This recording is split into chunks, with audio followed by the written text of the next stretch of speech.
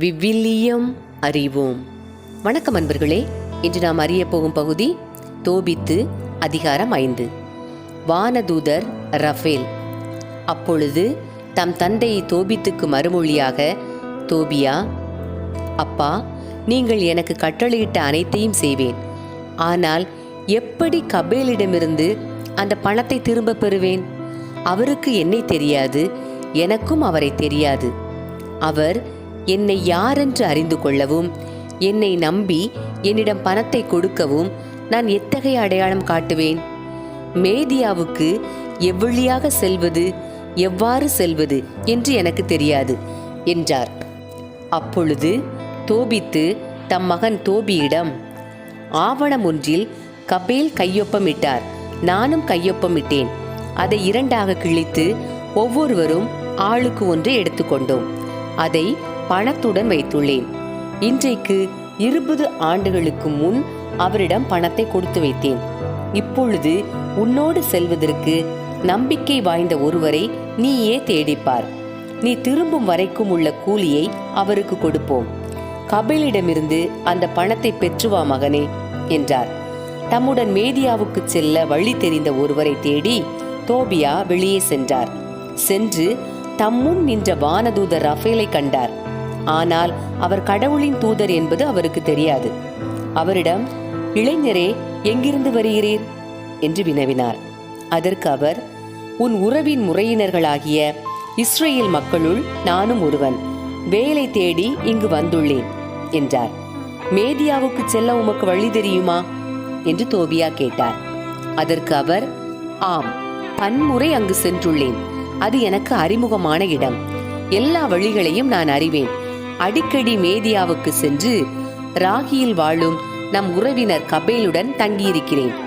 எக்பக்தானாவிலிருந்து ராகிக்கு செல்ல 2 நாள் ஆகும், ஏனெனில் எக்பக்தான் மலைப்பகுதியில் உள்ளது என்றார்.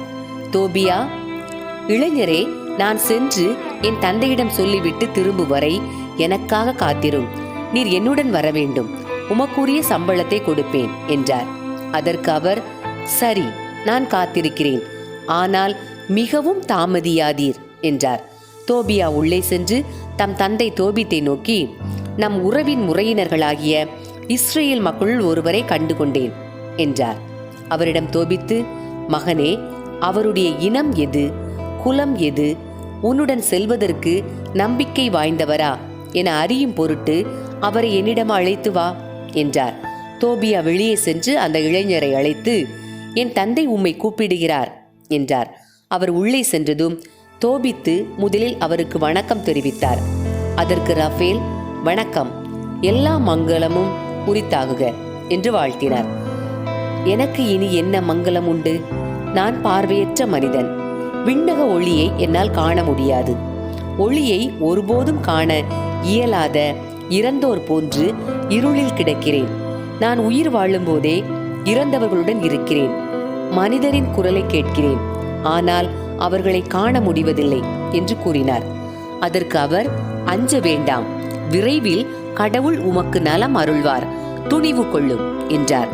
பின்பு தோபித்து அவரிடம், என் மகன் தோபியா மேதியாவுக்கு செல்ல விரும்புகிறான். நீ வழிகாட்டியாக அவனோடு போக முடியுமா? தம்பி, உனக்கு உரிய சம்பளத்தை கொடுப்பேன் என்றார். ரஃபேல் அவரிடம், சரி, நான் அவருடன் போகிறேன். எனக்கு வழியெல்லாம் தெரியும்.